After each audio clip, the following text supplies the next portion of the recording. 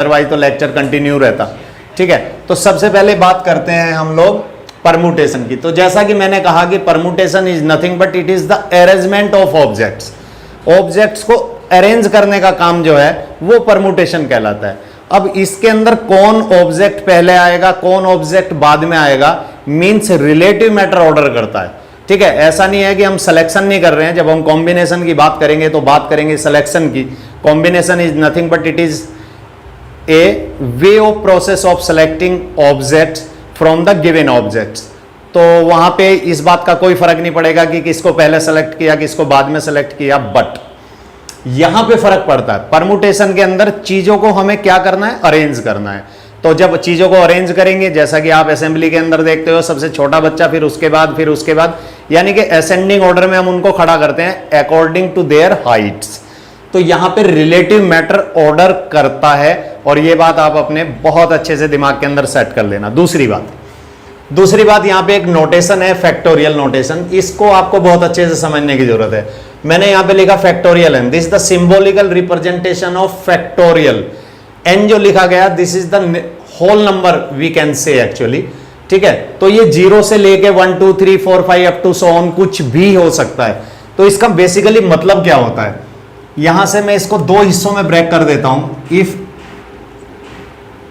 n is equal to 0 और n belongs to set of natural number. ठीक है, तो हम पढ़ेंगे फैक्टोरियल 0 मींस आपका होता है 1। अब फैक्टोरियल 0 की वैल्यू 1 क्यों होती है मैं आने वाले समय में आपको बताऊंगा। ठीक है, फिलहाल इसको आप याद रख लीजिए कि फैक्टर 0 जो है हमारा वो 1 होता है। और n अगर हमारा कोई नेचुरल नंबर है, जैसा कि फॉर एग्जांपल मैंने यहां पे लिया कि फैक्टोरियल n। ठीक है, सिंबॉलिकली इसको ऐसे भी रिप्रेजेंट कर सकते हैं और हम ऐसे भी रिप्रेजेंट कर सकते हैं, तो इसमें कहीं कोई डिफरेंस नहीं किसी तरीके से। उसके बाद फैक्टोरियल n का मतलब होता है कि continued product of first n natural numbers.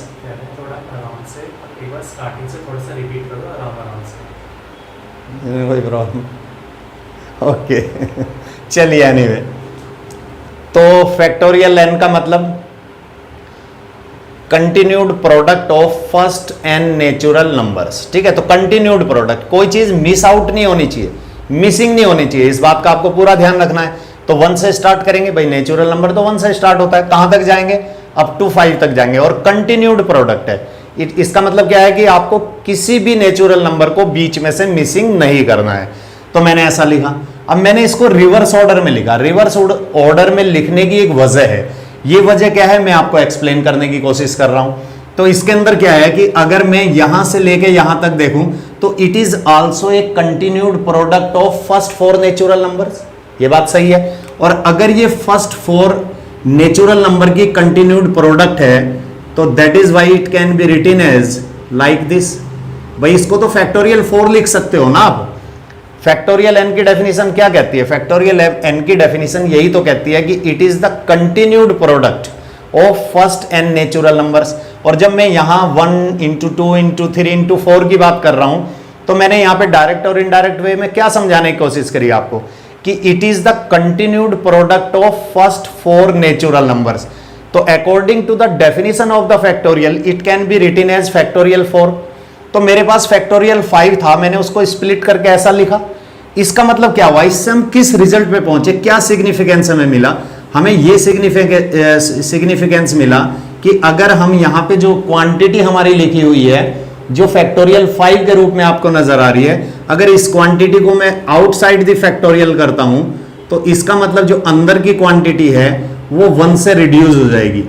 The remaining quantity which is lie in the factorial will be reduced by 1।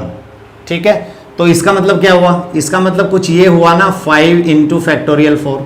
तो इसको मैं अगर जनरलाइज कर दूं तो इसका मतलब ये हो गया कि अगर मेरे पास फैक्टोरियल n है और मैं यहां से n कॉमन निकालता हूं। अब देखो मैं अपनी लैंग्वेज को थोड़ा सा चेंज कर रहा हूं, यानी कि n को बाहर किया, बाहर करने का मतलब मैंने कॉमन लिया बेसिकली। तो अगर मैंने n को बाहर किया तो अंदर की अंदर की क्वांटिटी 1 से रिड्यूस हो जाएगी। तो मैंने 1 से रिड्यूस कर दिया उसको। अगर मैं इस क्वांटिटी को भी बाहर ले लेता हूं तो रिमेनिंग क्वांटिटी जो फैक्टोरियल के अंदर अब आपको दिखाई देगी वो क्या दिखाई देगी, फैक्टोरियल n-2 दिखाई देगी। ठीक है। अगर मैं इसको भी बाहर कर दूं तो अंदर की क्वांटिटी फैक्टोरियल n-3 दिखाई देगी। ठीक है, तो इस तरीके से हम कंटिन्यू करते रहेंगे इसको। तो ये था बेसिकली फैक्टोरियल का मतलब फैक्टोरियल 0 फिलहाल के लिए आप इसको 1 एज्यूम करो। फैक्टोरियल n का मतलब continued product of first n natural number, आपको केवल इतना समझना जरूरी है। चलिए अब आगे बढ़ते हैं इसमें।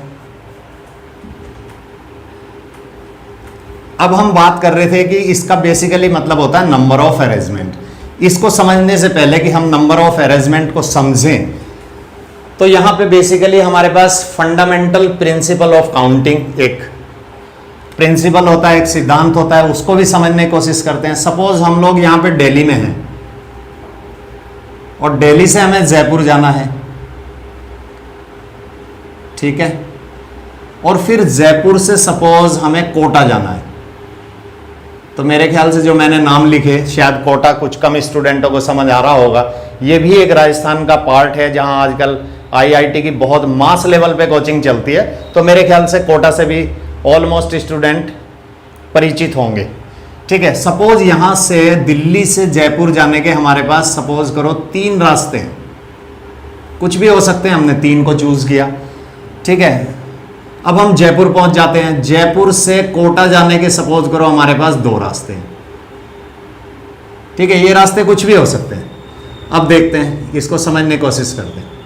अब सपोज करो कोई एक व्यक्ति है, एक पर्सन है जो दिल्ली में खड़ा हुआ है और उसको जयपुर जाना है। ठीक है, अब जयपुर जाने के 3 तरीके, 3 रास्ते, यानी कि आपका रूट 1, रूट 2, रूट 3, ऐसा कुछ है। अब रूट 1 के अंदर सपोज करो हमारे पास 2 ऑप्शन है। मान लिया रूट 1 हम कहते हैं कि भाई वो बाई एयर जाना चाहता है, तो बाई एयर जाने की बहुत सारे एयरवेज हैं। हम कहते हैं कि भाई वो गो एयर से जाता है सपोज, या फिर वो एयर इंडिया से जाता है। ठीक है, सिमिलरली यहां पे वो बाई रोड जाता है और 3 रास्ते हैं, और यहां पे वो अपने ओन ट्रांसपोर्ट से जाता है, चाहे वो कार से जाए, चाहे मोटरसाइकिल से जाए, किसी से भी जाए। तो आप मुझे क्या ये बात बता सकते हो कि कोई एक व्यक्ति दिल्ली से जयपुर कितने तरीके से जा सकता है? तो कैलकुलेट कर लेते हैं भाई। 2 तरीके तो ये हुए, उसके पास ऑप्शन देख लेते हैं क्या है, और 3 तरीके ये हुए अगर वो R2 को फॉलो करता है, और अगर R3 को फॉलो करता है तो 2 ये हुए। तो टोटल कितना हो गया, काउंट करके देखते हैं। 2 + 3 + 2, यानी कि टोटल वो 7 तरीके से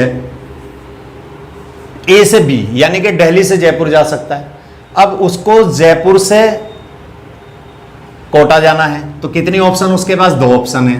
ठीक है, अब आप मुझे ये बताओ कि क्या कोई व्यक्ति या कोई पर्सन A से B जाए और B से C जाए, तो टोटल कितने तरीके उसके पास है? 7 तरीके ये हैं और 2 तरीके ये हो जाएंगे, मिलके कितना हो गया? तो वो 9 तरीके से इस एक्टिविटी को फुलफिल कर सकता है। यानी कि अगर कोई दिल्ली से कोटा जाना चाहे और उसके पास ये ऑप्शंस हो तो वो 9 तरीके से जा सकता है। तो यहां से हमारा इन्वेंट होता है प्रिंसिपल ऑफ काउंटिंग। ठीक है, जिसको हम कह रहे हैं फंडामेंटल प्रिंसिपल ऑफ काउंटिंग। तो वो बेसिकली क्या है, अगर आप लिखना चाहो तो लिख सकते हो। सपोज करो हमारे पास 2 ऑब्जेक्ट्स हैं, ध्यान देना मैं क्या कह रहा हूं। अगर हमारे पास 2 ऑब्जेक्ट्स हैं तो पहला काम करने के सपोज करो m तरीके हैं, यानी कि 1 work can be done in m ways. ठीक है, जैसा कि आप यहां पे देख रहे थे, अगर दिल्ली से जयपुर जाना चाहें तो 7 तरीके हैं। 7 तरीके से एक आदमी दिल्ली से जयपुर पहुंच सकता है। और पहला काम खत्म होने के बाद इस लाइन को अंडरलाइन कर लेना, after finishing the first work the second work can be done in m ways. तो मैंने क्या कहा कि एक काम को करने के मान लिया m तरीके हैं, और दूसरे काम को पहला काम खत्म हो जाने के बाद, ये बात ध्यान रखना, दोनों काम एक साथ नहीं होंगे। पहला काम खत्म हो जाने के बाद दूसरे काम को करने के n तरीके हैं, तो दोनों कामों को एक के बाद एक, देखो मैं अपनी बात को फिर से रिपीट कर रहा हूं, 1 after the other. Total number of ways कितने हुए? m इंटू n, और यही कहलाता है आपका फंडामेंटल प्रिंसिपल ऑफ काउंटिंग। ठीक है, अब मैं इसको थोड़ा सा और समझाने की कोशिश करता हूं आपको। इसी इलस्ट्रेशन को थोड़ा सा बेहतर बना देता हूं। अब देखो क्या करने वाले हैं, चलिए अब देखो इसके अंदर। अब आप मुझे ये बताओ, क्वेश्चन मैं आपसे पूछ रहा हूं, आप मुझे चैट करके बताना, तो मुझे पता चलेगा आप लोगों को कितना समझ आया। ठीक है, हमारे पास यहां पे 3 तरीके हैं, R1, R2, R3।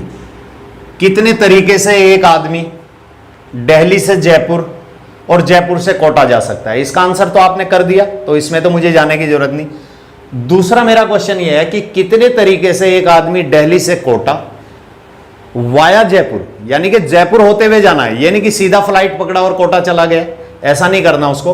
तो सबसे पहले वो क्या करेगा, ए से बी पे जाएगा, यानी कि जयपुर जाएगा, और जयपुर के बाद वो कोटा जाएगा। तो कितने तरीके से एक आदमी ए से बी और बी से सी जा सकता है? ठीक है, अब वो सारी ऑप्शन मैंने हटा दी। अब देखो, दिल्ली से जयपुर जाने के 3 तरीके उसके पास हैं, 3 रास्ते हैं, तो किसी एक रास्ते को ही चुनेगा। तो यहां से दिल्ली से जयपुर जाने के 3 तरीके, और जब वो जयपुर पहुंच जाएगा, यानी कि पहला काम खत्म हो गया। पहला काम खत्म होने के बाद अब वो दूसरे काम को करेगा। अब दूसरे काम को करने के कितने तरीके हैं? 2 तरीके हैं। तो यानी कि टोटल आंसर कितना आया? 6 आ गया। अब यहां पे मैं क्वेश्चन को फिर से चेंज कर रहा हूं, कितने तरीके से एक आदमी दिल्ली से जयपुर और जयपुर से कोटा और कोटा से वापस दिल्ली आ सकता है? तो कितने तरीके से? सबसे पहले वो क्या करेगा, दिल्ली से जयपुर जाएगा, 3 तरीके। जयपुर से कोटा जाएगा, 2 तरीके। कोटा से वापस जयपुर आएगा, 2 तरीके। और जयपुर से वापस दिल्ली आएगा, 3 तरीके। तो मल्टीप्लाई करने के बाद आपको क्या नजर आएगा? यहां से मल्टीप्लाई करके देख लीजिए कितना आ गया। क्या मैं 36 लिख दूं? क्वेश्चन को फिर से रिपीट करता हूं, कितने तरीके से एक आदमी दिल्ली से जयपुर, जयपुर से कोटा और कोटा से वापस दिल्ली आ सकता है वाया जयपुर? ये कंडीशन है, ये नहीं कि वो उड़ के आएगा, ऐसा नहीं है। ठीक है, तो सबसे पहले एक काम खत्म करो, दिल्ली से जयपुर जाओ, 3 तरीके आपके पास। जयपुर से कोटा पहुंचो, 2 तरीके आपके पास। फिर कोटा से जयपुर आना है, फिर से 2 तरीके, किसी भी रूट को चूज कर सकते हो। ठीक है, और फिर जयपुर से वापस दिल्ली आने के फिर से 3 तरीके आपके पास, तो मल्टीप्लाई कर लीजिए। ठीक है, दूसरा तरीका क्या हो सकता था कि भाई यहां से गए और फिर यहां 2 तरीके, इस रूट को अगर हमने पकड़ा फिर से 2 तरीके, इस रूट को पकड़ा फिर से 2 तरीके, तो 6 आ जाते। ठीक है, तो ये चैप्टर अगर आज की तारीख में इस चैप्टर का नाम रखा जाता तो मैं इसको बोलता, इस चैप्टर का नाम रखता कि काउंटिंग विदाउट एक्चुअली काउंटिंग। हम वास्तव में काउंट नहीं कर रहे हैं। अगर हम वास्तव में काउंट करते तो कैसे करते? हमने सपोज करो R1 रोड को चूज किया, हमने तय कर लिया कि भाई हम R1 रोड को फॉलो करेंगे। आगे जाने के कितने तरीके? 2 तरीके। तो कितना हो गया? अगर हमने R1 को फॉलो किया होता तो 2 तरीके। अगर हमने R2 को फॉलो किया होता तो R2 रोड होते हुए हम जयपुर पहुंचे, और जयपुर से कोटा जाने के फिर से 2 तरीके। अगर हमने R3 रोड को फॉलो किया होता और फिर से कोटा जाना है तो फिर से 2 तरीके। तो टोटल कितना आ जाता? 6। और यहां पे कितना आया? 6। ठीक है, तो ये आपका कहलाता है फंडामेंटल प्रिंसिपल ऑफ काउंटिंग, यानी कि counting without actually counting. Counting तो कर रहे हैं बट एक्चुअल काउंटिंग करे बिना ही हम काउंट कर रहे हैं। ठीक है, तो मुझे उम्मीद है थोड़ी थोड़ी कि ये आपको पॉइंट समझ आया होगा। ठीक है, और भी है। अब इसी क्वेश्चन में मैं फिर से एक थोड़ा सा और चेंज कर देता हूं। अब आप मुझे ये बताओ कि कितने तरीके से एक आदमी दिल्ली से जयपुर और जयपुर से कोटा, चलिए मैं यहां पे थोड़ा छोटा करता हूं क्वेश्चन को, फिर इसको बड़ा करने की कोशिश करूंगा। कितने तरीके से एक आदमी दिल्ली से जयपुर जा सकता है और जयपुर से वापस आ सकता है without using the path which is occupied by the person in going Delhi to Jaipur? यानी कि जब वो बंदा दिल्ली से जयपुर जा रहा है तो उसने किसी न किसी रोड को तो चूज किया होगा, और जब वो जयपुर से वापस दिल्ली आएगा तो वो उस रोड को चूज नहीं करेगा जिस रोड को उसने फॉलो किया था दिल्ली से जयपुर जाने के लिए। ठीक है, तो आप इसका आंसर करके मुझे जरा चैट बॉक्स में बताइए। दिल्ली से जयपुर जाने के 3 ऑप्शन, कोई रेस्ट्रिक्शन उसके पास नहीं है। ठीक है, अब उसको वापस भी आना है, वापस आने के भी 3 रास्ते हैं, बट यार जब वो दिल्ली से जयपुर गया होगा उसने किसी न किसी रास्ते को तो चूज किया होगा। अब उस रास्ते को तो वो चूज नहीं कर सकता क्योंकि कंस्ट्रेन लग गया है, रेस्ट्रिक्शन लग गई है। तो अब उसके पास यहां पे दो ही अल्टरनेटिव हैं कि ठीक है, उस रास्ते को छोड़ते हुए बाकी दोनों में से वो किसी को भी चूज कर सकता है। तो 6 तरीके उसके पास। इसी क्वेश्चन को मैं आगे बढ़ाता हूं।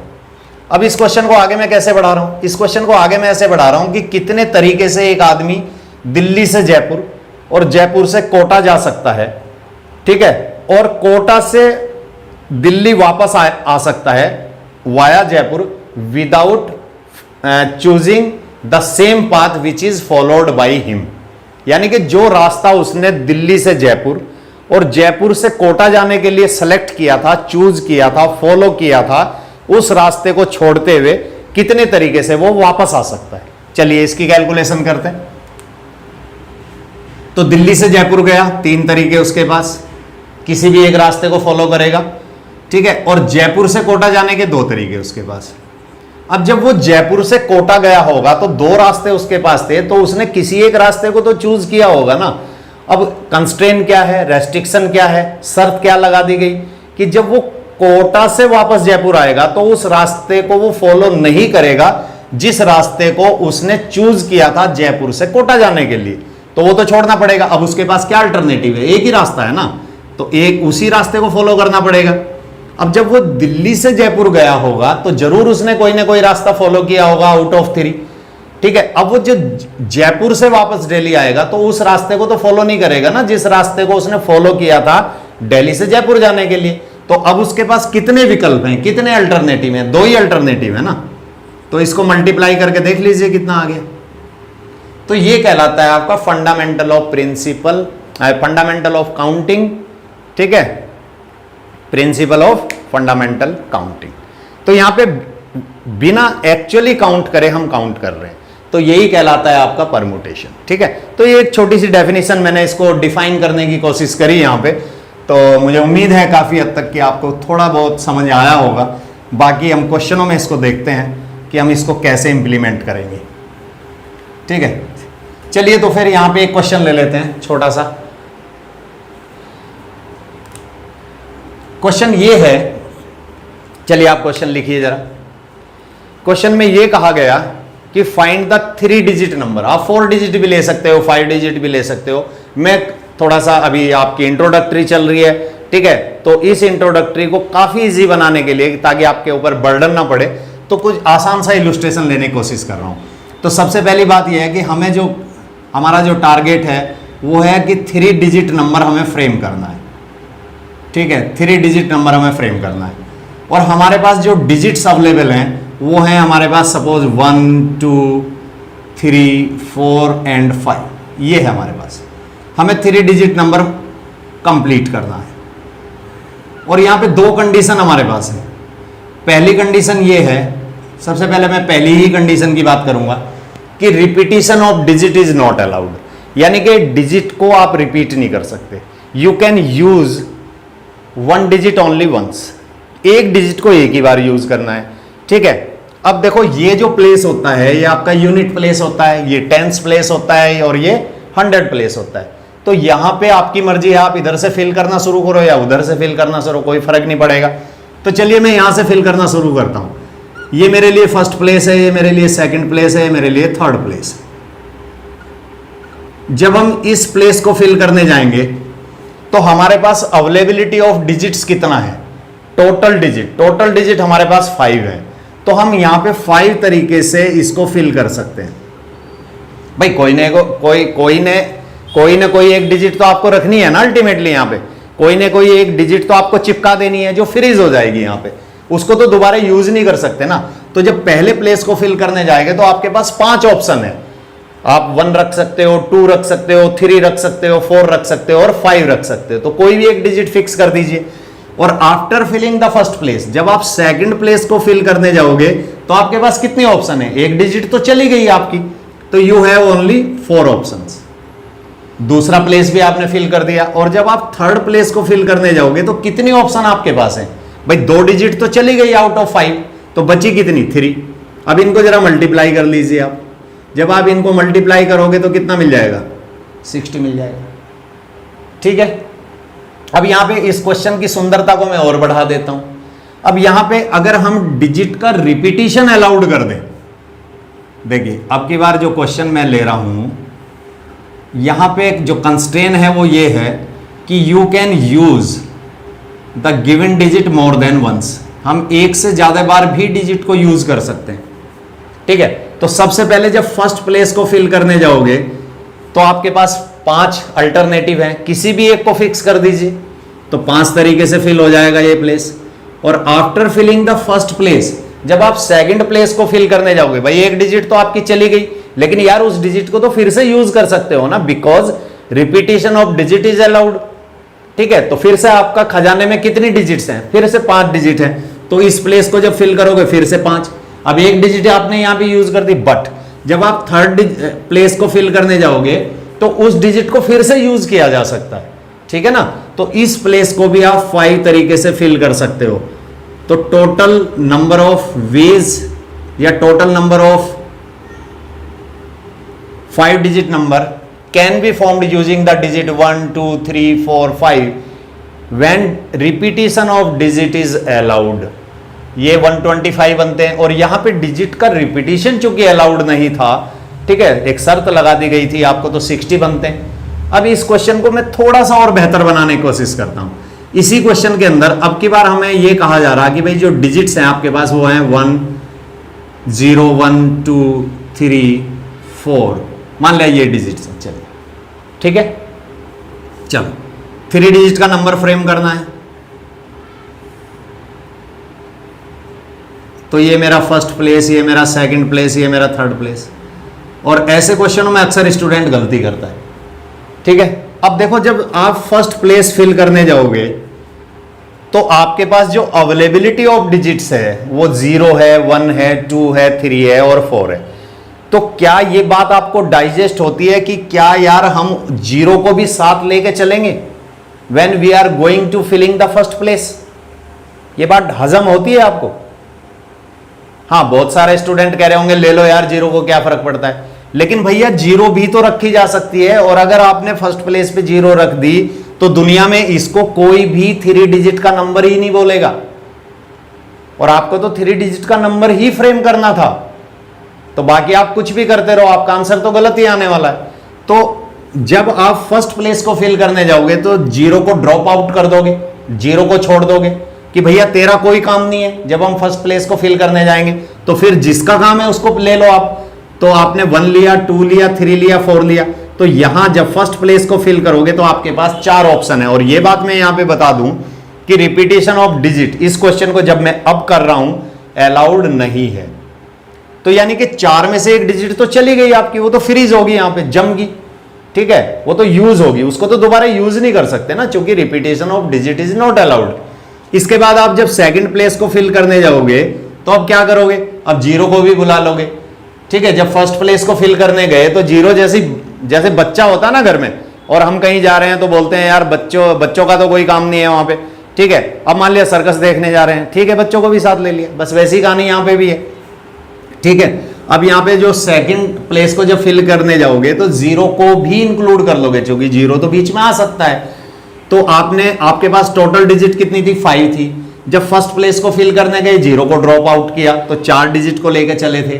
तो पहले प्लेस को आपने फिल किया 4 तरीके से। जब सेकंड प्लेस को फिल करने जाओगे 4 में से एक डिजिट आपकी यूज हो चुकी है, अब आपके पास 3 बची, आपके खजाने में 3 बची, बट एक आपकी डिजिट ऑलरेडी वेटिंग में है और उस वेटिंग वाली डिजिट को भी आपने इंक्लूड कर लिया, तो फिर से आपके पास कितनी हुई? फिर से 4 होगी। और after filling the second place, जब आप थर्ड प्लेस को फिल करने जाओगे तो एक डिजिट आपकी यहां पे यूज हो चुकी है आउट ऑफ 4, और चूंकि डिजिट का रिपीटिशन अलाउड नहीं है तो थर्ड प्लेस को कितने तरीके से फिल करोगे? 3 तरीके से फिल करोगे। तो टोटल कितने आपके नंबर बने जो 3 डिजिट के हैं, जहां रिपीटिशन ऑफ डिजिट अलाउड नहीं था? तो कितने बने आपके? 48 बने,